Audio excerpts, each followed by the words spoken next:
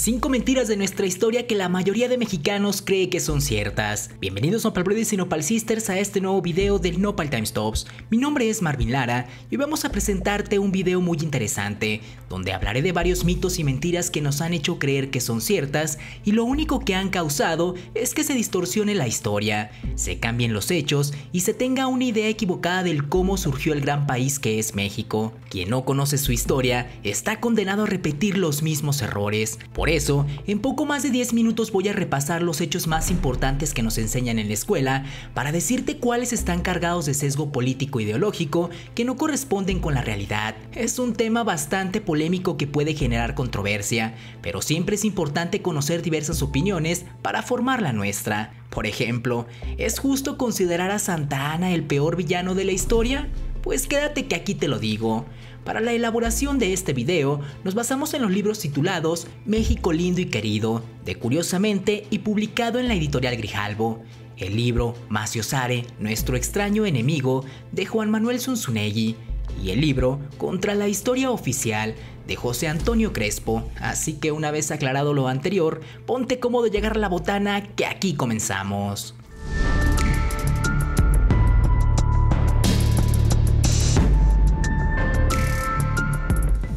Número 1. La conquista. ¿Fue una pelea de españoles contra indígenas? Una de las primeras ideas equivocadas que nos insertan en la cabeza sobre la historia de nuestro país es que aquí todo era felicidad, ya que éramos habitados por culturas muy avanzadas que construían pirámides maravillosas y que de repente llegaron unos españoles ambiciosos de oro que acabaron con aquella felicidad y armonía que existía. Luego nos invadieron y nos esclavizaron por 300 años, palabras más o palabras menos.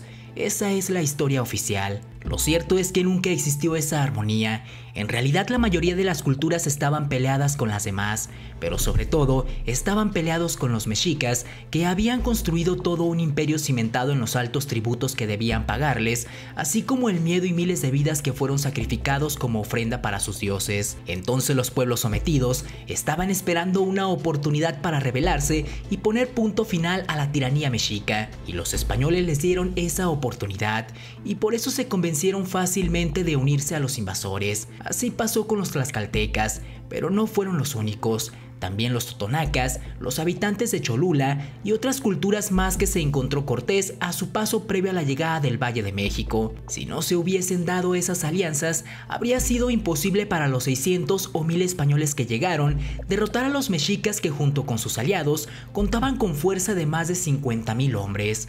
Pero también es cierto que no fue una pelea de todos contra los mexicas, sino que tampoco nos enseñan que hubo españoles que se rebelaron y se unieron a la causa indígena, como Gonzalo Guerrero, quien naufragó en su viaje al actual Yucatán y se integró por completo a la cultura maya, escalando posiciones, formando una familia y compartiendo estrategias para combatir a los invasores, a tal punto que la región maya fue la que más trabajo les costó a los españoles derrotar. Número 2. ¿La independencia de México fue una lucha entre mexicanos y españoles? Cuando nos enseñan la historia de la independencia, nos hablan de los héroes que nos dieron patria y nos hicieron libres.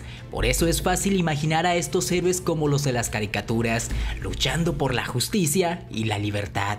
Pero, ¿en realidad eran estos los ideales de Hidalgo, Morelos, Iturbide y compañía? Pues en realidad no, era una mezcla rara donde cada quien buscaba llevar agua a su molino, sin defender una causa en común.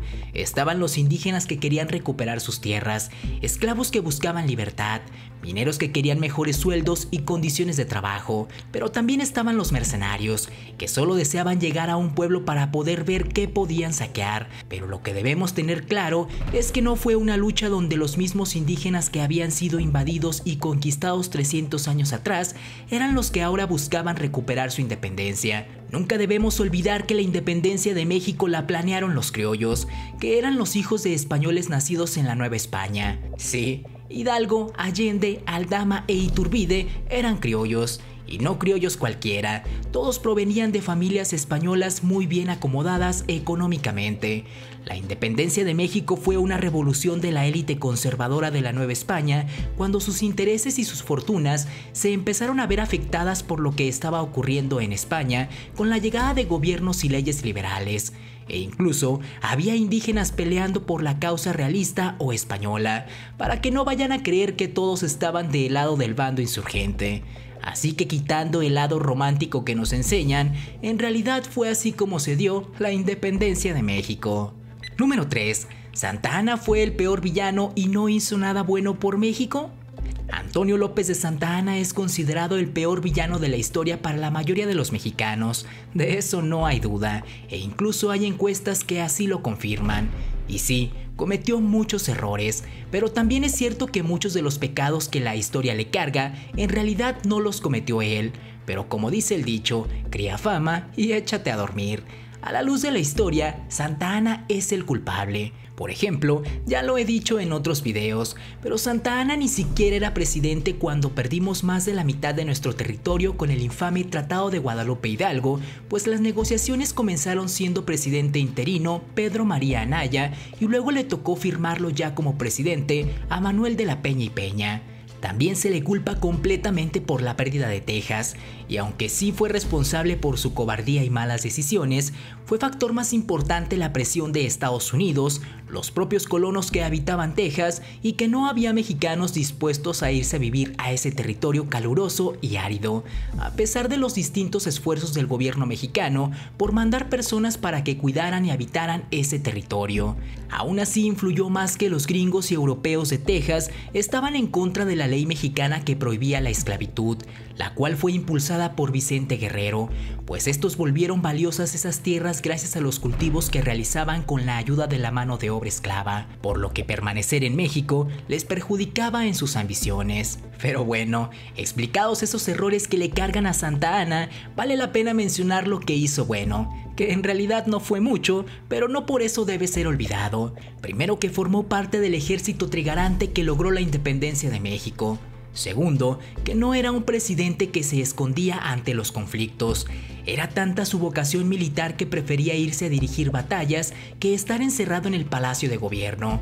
Promovió la importación de maquinaria textil que sirvió para crear empleos y enfrentar un sector que estaba dominado por los ingleses. Además, que mejoró muchos de los caminos del país que habían estado abandonados por mucho tiempo.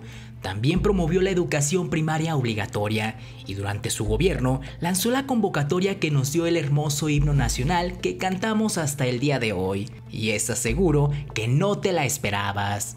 Número 4. Madero, el apóstol de la democracia mexicana que no quería una revolución.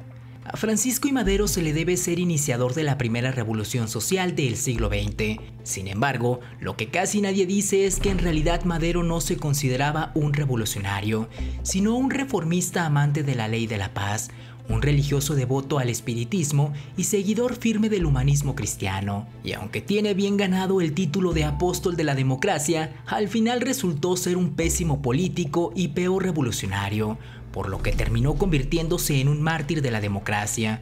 Sin embargo, eso no quita haber logrado una hazaña que muchos intentaron pero nadie pudo, la cual fue derrocar al gobierno de Porfirio Díaz. Pocos creían en Madero, incluso su tío Evaristo Madero llegó a comparar su pleito con don Porfirio como la pelea entre un microbio y un elefante. Aún así, el microbio logró que el elefante saliera huyendo a Francia.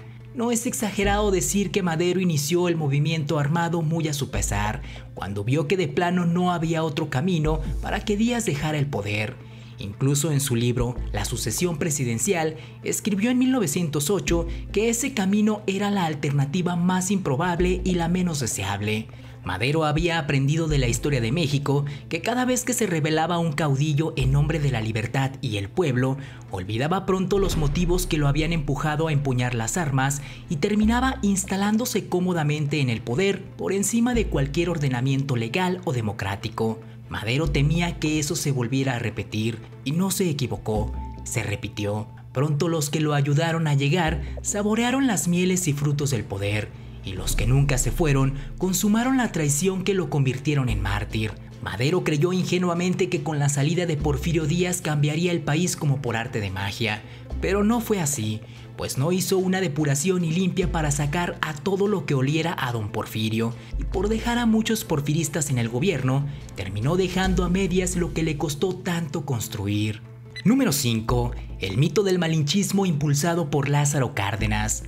Ser malinchista o nacionalista, preferir lo extranjero o aferrarse a lo nacional.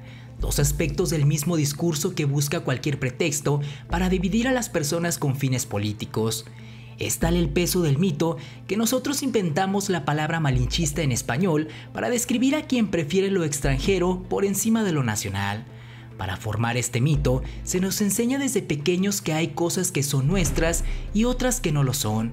Se nos educa para creer que como individuos pertenecemos y nos le debemos a una nación. Se nos instruye para valorar algo que se llama cultura, que no es otra cosa que ideas y tradiciones del pasado que se convierten en una herencia a la que debemos estar encadenados. Lázaro Cárdenas es reconocido por ser uno de los mejores presidentes de la historia de nuestro país, pero también fue quien construyó el nacionalismo revolucionario para formar la identidad nacional, y parte de ese discurso era educarnos con la ideología de que los mexicanos somos los descendientes de los aztecas y que fuimos arteramente conquistados, sometidos y saqueados por los españoles. Ser un buen mexicano es odiar a todo extranjero como potencial conquistador. Ahí es cuando surge la Malinche, como un símbolo perfecto de esa ideología. Esa forma de pensar ha provocado un estancamiento de nuestro país, pues mientras el mundo se globaliza y las fronteras dejan de tener sentido, nos hicieron creer que no necesitábamos de los demás y podíamos ser autosuficientes y producir todo aquello que se podía comprar afuera. Pero la realidad nos terminó por dar una cachetada en la cara y nos tuvimos que subir al mundo de la globalización. Por eso yo creo, como lo dice Zunzunegui, que debemos dejar atrás esas etiquetas de nacionalistas o malinchistas, mexicanos o extranjeros, y madurar hasta ser simplemente humanos. Muchas gracias no para Brady sino para el Sisters por ver nuestro video, y como siempre la opinión más importante es la tuya, por lo que te pido que nos dejes en los comentarios qué otro mito de la historia de México crees que debemos dejar de creer. Estaremos muy atentos para leer lo que nos escribas.